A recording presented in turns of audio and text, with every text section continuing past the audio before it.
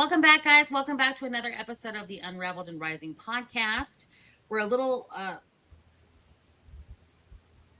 less jovial on this particular episode because it's a very personal episode, especially for co-host Terry here. Kimberly, thanks also for coming on with us today. We're going to talk about what happened in Coeur d'Alene, Idaho.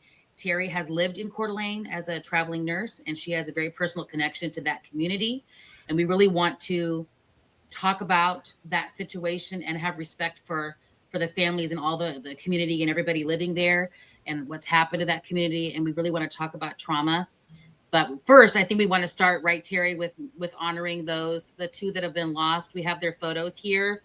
Yeah. For those of you watching this on YouTube, we have their photos here. And I just want to read the names of those who were lost. And then the third person is someone who is fighting for their life in the hospital. And I want to read their names because I think it's important to say the names of the folks that were impacted. The first one on the left in the white T-shirt, I believe, is the Coeur d'Alene Fire Department Battalion Chief John Morrison. In the middle, it is County Fire. I don't know how to pronounce the name. I think it's Kootenai or Kutu. It's Kootenai. Kootenai. Kootenai. Kootenai. Fire and Rescue Battalion Chief Frank Harwood. And then on the far right in the blue shirt is the person that's in the hospital, and that is, it says CDAFD Engineer David Tysdal. And I don't know what CDAFD stands for, but Coeur d'Alene. Oh, okay. Coeur d'Alene. So I want to make sure that we read those names. And Terry, I want you to just talk about what you're feeling and how you're feeling about this and thinking about it, and let us know how we can be of support. I do have, by the way, the links in the notes of this particular episode, links directly to support the families individually, as well as to promote firefighters, the fund that's set up for that. I have links to all four of those in the notes that you can link and support them directly or support firefighters in that area. Is there and Michelle, I don't know if you've looked into this, and I should have probably done that before, but is there anything for Kootenai Health Medical? Can we look into that? I think the fund that I saw was to support everything firefighters and all the families was the International Association of Firefighters website. Perfect. Which is what I have in the link below that I think directs the funds appropriately, unless somebody else came up with it. But I haven't looked. Good. I'm glad you found the right one. Yeah. Good.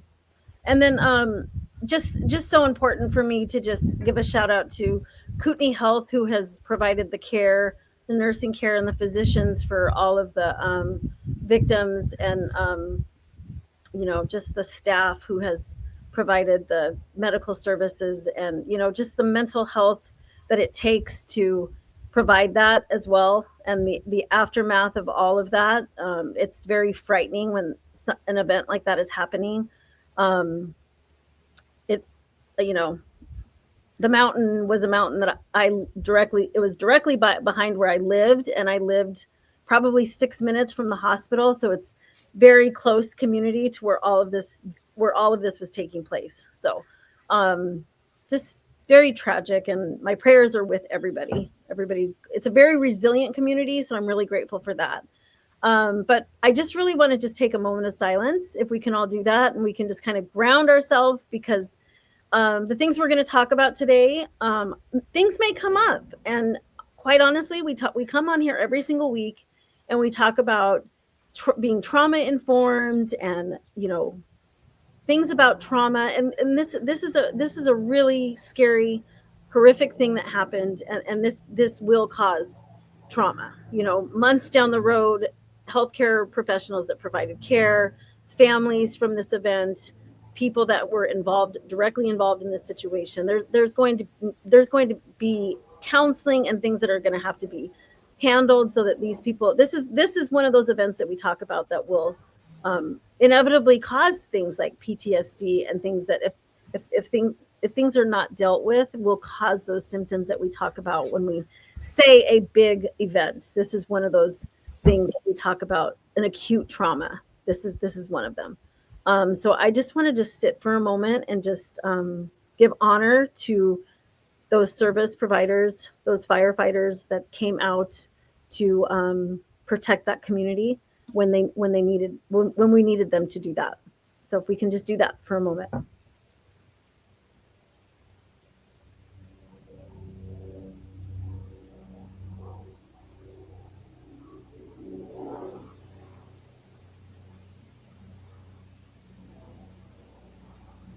Thank you. I will be honest, this is a really tough one for me to come on here and talk about, because coming on here, being a trauma informed professional and knowing all the things about being trauma informed, this is tough, because I know that I still have to look at it from all directions, right?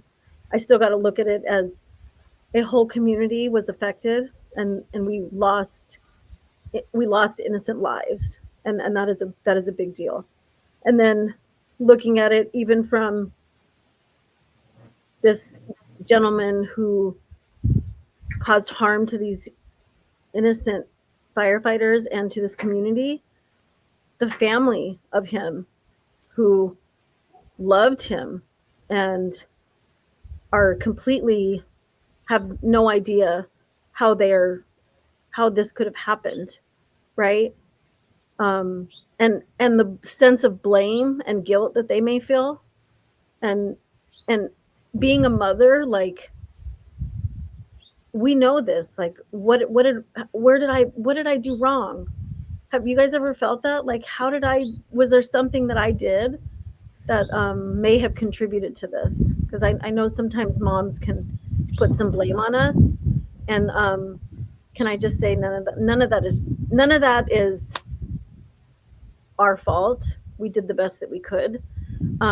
This was a troubled individual, and when I talk about, we talk about this all the time, being more trauma informed. It is so important to be more trauma informed, and this is one of those cases.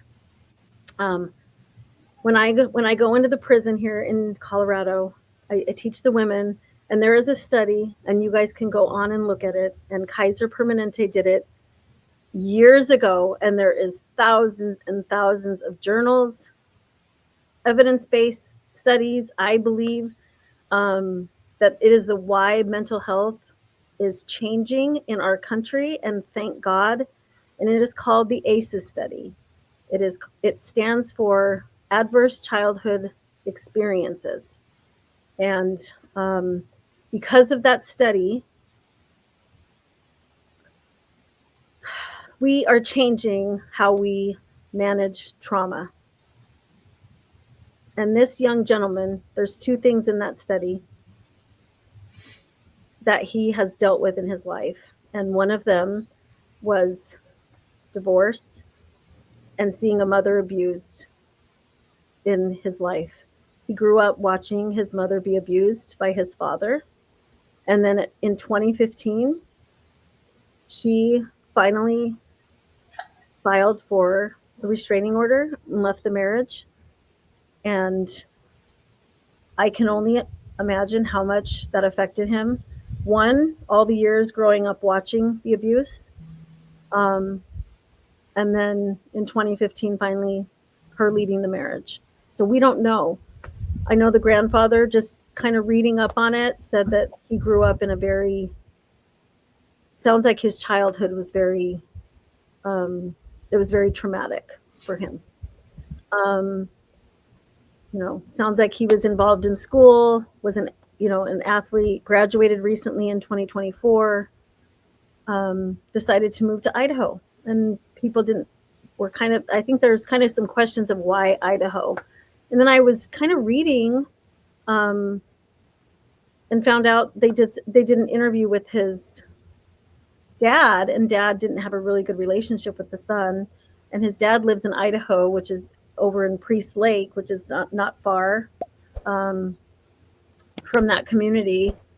And he had a roommate up until probably the beginning of the year, when he now was living out of a car. I think you guys read that. roommate kind of said there was some volatile behaviors and stuff like that. So who knows what was going on there. But if I were to put two and two together, which I can't say for sure, but um, maybe he came to Idaho to try to build some relationship with his dad. You know, trying to rebuild that. Dad says he didn't have a good relationship with his son, and who knows what was going on mentally with this gentleman. And his grandfather says he talked to him daily, and it breaks my heart. I mean, this is where I have to just say, this is where you put your you run a nonprofit where you advocate for women for this, and then you love a community like Coeur d'Alene, and you've met some people that mean so much to you, and then something like this happens, and then you're faced with practicing what you preach, right? Like, and I just, I have to look at this young man lost his life, and I can only also,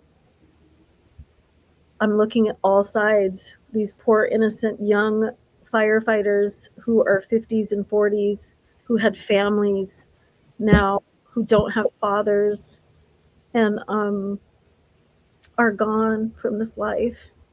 And one that's going to remember this, be traumatized, and I pray that he gets the help and can go on and do something huge in the world, which he can. And then a mom that I pray can move on from this, and I hope that she does, and does something with advocacy, because we can do that. But a young child who was troubled and is no longer with us either. And who knows what was going on in his mind. And so it matters that we, if we're hurting inside, that we get around community, that we can get help, and that we can tell someone that we're bothered. Or if you see someone that's struggling and their behaviors, they're lashing out, to ask questions, get curious, what is going on? I don't know. There's something, people don't just do this. There are things going on. I don't know. What are your thoughts, guys? Well, I think a good piece to remember too is, our brain isn't even fully developed until we're 25 years old. And this was a 20-year-old kid. Yeah. Right. There's no focusing or reasoning. Right. No impulse control. Don't think about consequences. There's so many things that go into this. And then just the grief process too. We can be so easy to judge people. Yeah. And, everybody experiences situations differently. And even how this community and these families and this mother, how everybody's going to grieve is going to look different too. Yes. There's the short term, there's the long term. There's, thankfully, I've never physically lost a child. Yeah. But I have friends that have, and I heard that that's something you never, ever get over. Yeah. So that's, it's just impactful in so many. So impactful in so many ways. And and the one thing I love about the Coeur d'Alene community is just the faith and the resiliency there. And talking about that, the forgiveness that must go into something like this. Yeah. The one thing I love about, here, I'm in San Diego right now, by the way. I'm not in Colorado, but when I'm talking about, back home, the Denver Women's Correctional Facility, restorative justice. Then restorative justice is where victims of crimes, especially if it's something like this, it is where families can actually decide one day that they can have conversation, and maybe one day meet with someone who has harmed a family member, right? So if it was someone who is incarcerated and has caused harm to one of their loved ones, and gosh forbid it was someone who lost their life, but they can choose to have either speak to this person, write a letter. It's always initiated by them, not by the one who's incarcerated. It's always initiated by the victims. And but it's a way of being able to find forgiveness and being able to make that peace, because I think that is a huge piece. If we can't work through that, and our hearts get calloused and hardened, we cause our own suffering with that.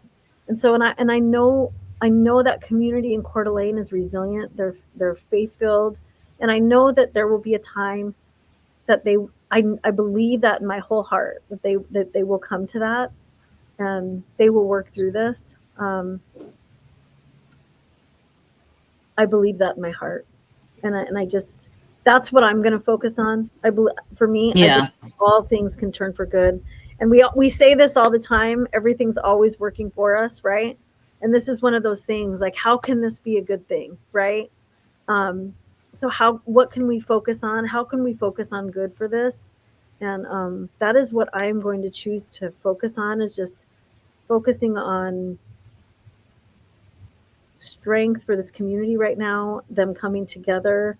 I reached out to a friend, and she said that it is not holding this community down. They're still getting out and enjoying out in Coeur d'Alene right now. People are on boats, they're out on the lake, and they're enjoying summer. And it's just, and she said that isn't stopping. People are out there they're enjoying the outdoors, and they're continuing on with activities, and it just gave me a breath of fresh air. And I just thought, wow, the resiliency that community has.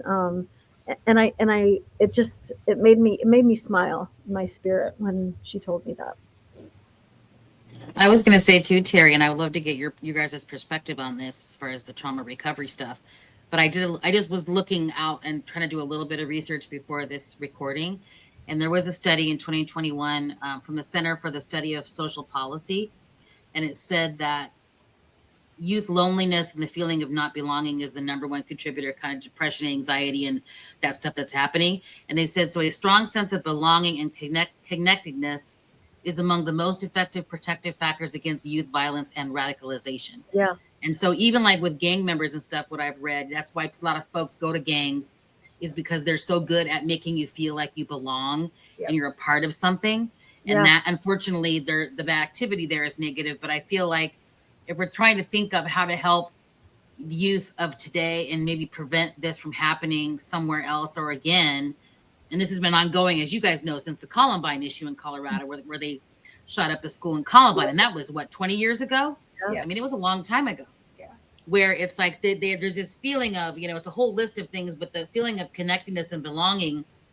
And, if you don't feel that, and if this gentleman, I shouldn't say gentleman, if this kid, was struggling because of what was happening at home, and that contributed to things at school where he didn't feel like he really belonged there, whatever it was, if we can try to cultivate meaning and purpose for our youth outside of, just their accomplishments, if you will, but more so, helping them with relationships and gravitating toward building relationships with other people instead of just sitting behind their computers and playing, video games. And and certainly COVID didn't help this situation. No. But trying to figure out how to, get these folks into a community of some sort that they feel like that they're supported. Well, and you said something that's so key. We're created for community. We're social beings. It's so important. And I want to go back and say this. I got to say this over and over again. We believe in taking responsibility for our actions. Yes. And there has to be accountability held. Yes, absolutely. We are not taking away from that by any means. No. And I just want that to be heard loud and clear. But I do want to just go back to this, when someone doesn't have community, someone came out here trying to have a connection with a father, didn't have it. They say he was trying to get on with the fire department. We don't, and the grandfather said actively pursuing it. We don't know if there was maybe he was denied that. So, we don't know how often this kid was feeling rejected. Maybe there was this rejection piece he was feeling. And us in our mind can start telling us stories that we start to believe. And as a child, Kimberly just said, our mind is not developed until our late 20s. And when we start telling ourselves stuff, we start to believe it, and it starts giving us proof, right? That what we're telling ourselves is actually true. And it goes and looks for evidence oh yeah, that's right. That is true.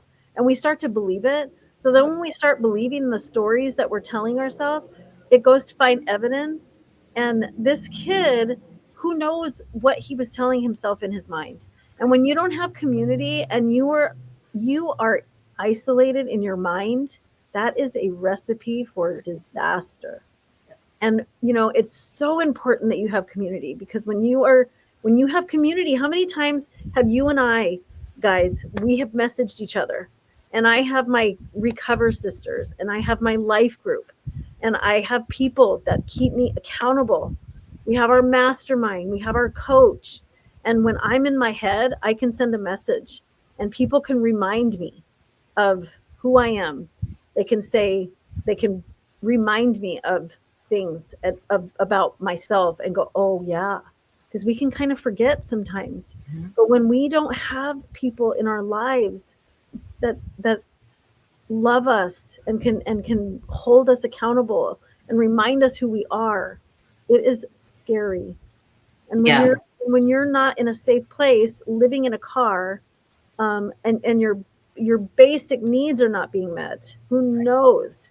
Not taking away, not okay with the actions that he chose. It is not okay. Not any of that. Yeah. I'm not saying that. And you're right. I will tell you right now, loneliness is actually a disease, even in the elderly. Like, it is a disease in the elderly. It kills people. Yeah. It kills people. Absolutely. And it is why we have so many people with dementia. Yeah. I didn't know if the other thing I want to touch on, and maybe you guys can talk about this from the trauma side, is how we can support the community and the families, because I know a lot of times everybody brings a lot of support at the beginning, and they go to the remembrances and things like that, and then after those are over, it kind of just disappears. So I even looked at that up and kind of like holding space for maybe long grief, what you were talking about, Kimberly, and how we can support families in the area through a long grieving process by kind of like not disappearing after the headlines fade, if you will. Do you guys have any thoughts on that and how to support the community? Well, for Coeur d'Alene, there's for sure there's a church out there called the name is Real Life Ministries, and they definitely have grief groups. So there's grief groups where they actually people come to those groups for grief, grief share groups. There's multiple groups like that, and there's therapy. Like, I mean, people, the stigma around therapy anymore is long gone. Yeah. And there's no reason to. Healthy people have therapists. I do trauma informed work, and I even work in an eating recovery as a nurse part-time, and I see a therapist once a month because I know how important it is for my own mental health. So healthy people see therapists. Absolutely. There's no shame in it. Healthy people see therapists. Yeah. So I would tell you to seek counsel. Someone that is healthy and can see things, hear things that you don't know what you're saying, that you may not hear that you're saying, and can hear the things that you're not saying. I was going to say the other thing that I find helpful too is talking about the thoughts that go through your head is sometimes writing them down and going, is this true? And it's Well, like, and you also see a pattern. mm-hmm, You see a pattern of the things that you're writing down. mm-hmm, mm-hmm. But is this I true? have journals that I had when I was in my early 20s. And when I used to journal back in my early 20s, and I still have those journals. And when I was kind of getting into my personal growth stuff with Dr. Ed and doing the work, I was writing the same thing in my journal 30 years later, 25 years later, that I was writing in the journal when I was in my early 20s. Exactly the same stuff. Yeah. So that means that pattern of thinking has been there since for 30 years. At least. You can recognize patterns. Yeah. Absolutely. So, the other thing I want to touch on with the therapy is, there's talk therapy, cognitive behavioral therapy, but there's also the somatic, the body therapy. There's EMD. I mean, there's so many different types that find the one that works best for you. Or like I know, do a mix, do a few. Or it might be do a different. I'm doing one right now that's called, and I'm going to have her as a guest. I asked her if she'd come on and chat about it. It's called a triple vagal method. Yeah, I go see her next week. Do you go see her next week? Yeah. And it literally just bypasses. I mean, it's literally just strengthens your vagal tone. Mm-hmm. And they say you don't even have to bring up anything regarding past trauma. I have no idea what a vagal tone is. It literally, all it is it's your body reacts to past trauma. So if somebody, a strong male voice comes in, or a scent, a smell comes in that you're familiar with from the past, your body will react to it. And you don't even know why you have this panic attack. You don't even know why. Your body's just reacting to something that you may not even be, it could be completely unconscious. But your body, so she takes you through it. And there's times my body will just go through this whole thing. And now it's funny because I will start to feel when I dissociate.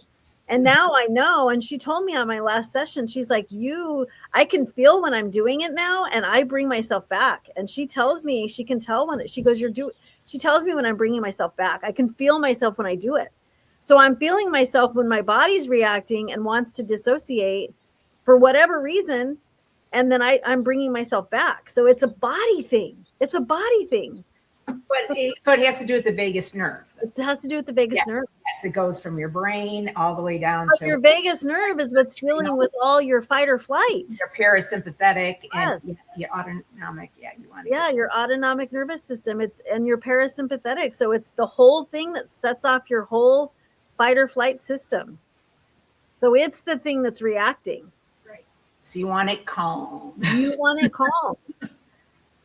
Yes, absolutely. So there will be times where I just completely charge and I can feel it.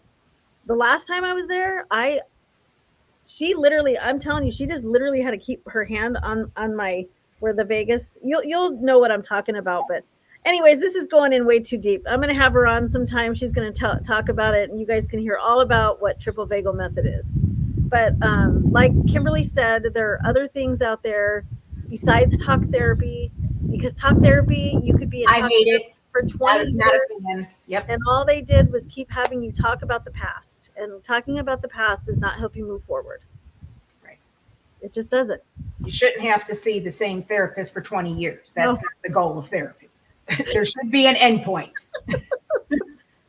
Yes. The goal of therapy is for you to become your own therapist. It's for you to get out of therapy. Learn the tools. Yeah, it's for you to have for awareness. It's for you to have the awareness so that you can recognize these things yourself, and then you don't have to have a therapist because you recognize it. But I get that.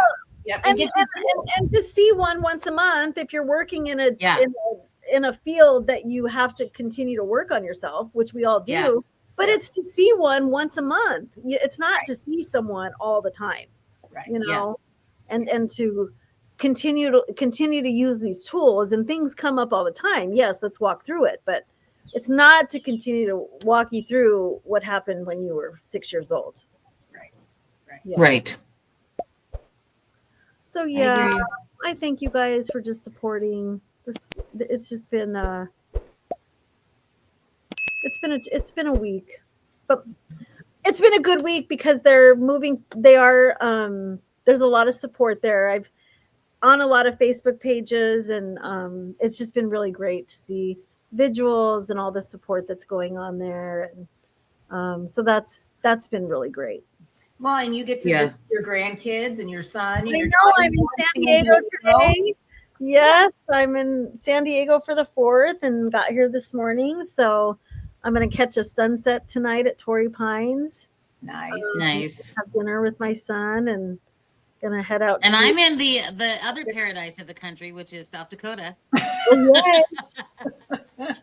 Not, but no, Not it's a San nice- Diego. it's a nice change from the humidity of Texas. So it's in the 80s here and very little humidity. So it is a nice change from walking outside and you're immediately sweating when you're in Texas. So, that's nice. I hadn't hugged my granddaughter since October. So I got a big hug, and they have the big giant sari out on the living room floor. I love Sari. We started Sari, and I told him I just need 45 minutes. So we're gonna go finish the game.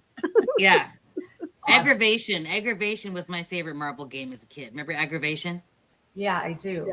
I do remember that. But Sari, I love. Did it have aggravation have the poppy thing in the middle that you would? No, that it's just was it's just the little pieces. You got the marbles you have to move around and try to get them back into your safety What zone. was the one with the pop? Wasn't that Popple or Boggle? Boggle? It was Well, no, Boggle. Boggle was with all the letters, but just the one that you push it down and the dice would roll in there. What the heck game? That's That wasn't Boggle, I Boggle. thought. I thought it was Boggle too, Yeah. or Popple. I don't know. We're gonna start making Popple.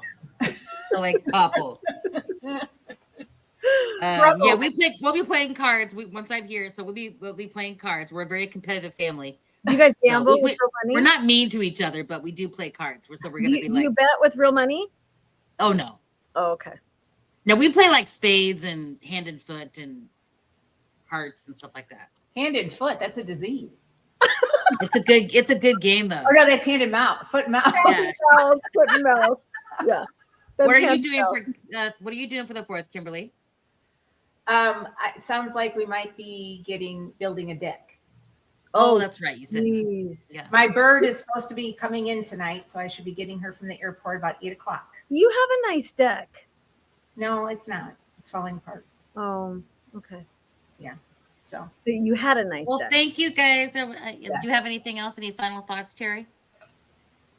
Just, Love and support each I other. want to just read something.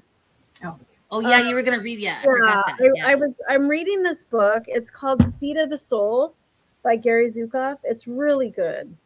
And it was crazy that I was reading this on the way over here today, on the flight. And it just said,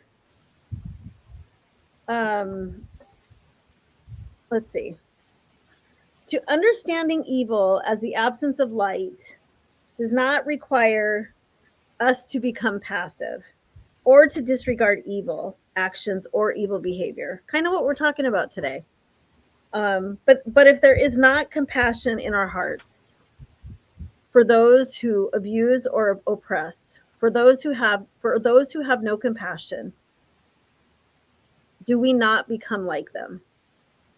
Compassion is being moved to by acts of the heart, to and by the energy of love. So if you strike without compassion against the darkness, we ourselves enter the darkness. So understanding that evil is the absence of light challenges the perception that power is external, that it's not within ourselves, right? So a compassionate heart can engage evil directly. It can bring light where there was no light. Yeah. So having a compassionate heart, being able to show love. When I go into the prison every Sunday, being able to just come in and be some light into a dark place, gives some freedom to those women. share love. Yes. I don't have enough love. That's what we're truly missing. Yes. And so it permits you to see that the place to begin the task of eliminating evil is within us. And this is the appropriate response to evil. And that's the appropriate response to evil just in the world that we're seeing out there. It's love. I like that definition of it being a lack of light. Yes. Yeah. Does that make sense? Well, and then I think about how many times have I walked by somebody and you kind of feel like, Oh yeah. well, like you should say something, or, but for whatever reason you don't. Maybe they look a little scary, or maybe they, you know what I mean? That's what I'm going to do, is I'm going to let them know that I see them, Yeah. that they're seen and they're loved. And I would bet you I bet you would make their day. Mhm. Because you know how many times they probably feel the same. Unseen.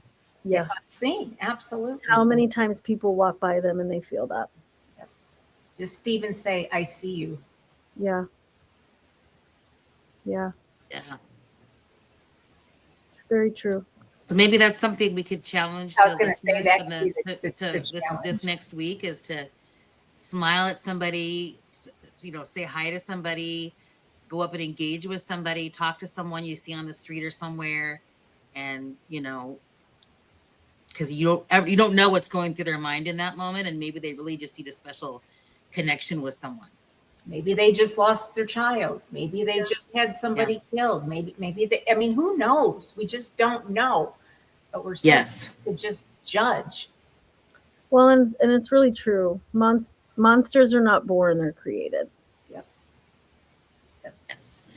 And just a reminder, again, there's links in the notes of this episode, either on Spotify or wherever you're listening, or on YouTube. If you want to donate directly to the community in different ways, those links are there for you. And we just want to tell you that, we care and love that you're listening to us. And we hope that we provide any kind of insight or, inspiration to you throughout the week. And this is episode 7, I believe. So we're just going to continue every single week talking about these things. And we'll just have some guests coming up. But just want to say that we love you and care for you. And if you ever want to comment and there's something you would like to learn more about, or you want to, us to discuss further, or if you know somebody who would be a great guest for us, we would love to hear. Yeah. And just one final, we just want to let the Coeur d'Alene community know that our thoughts and prayers are with all of you. And we just love you all. And thank you.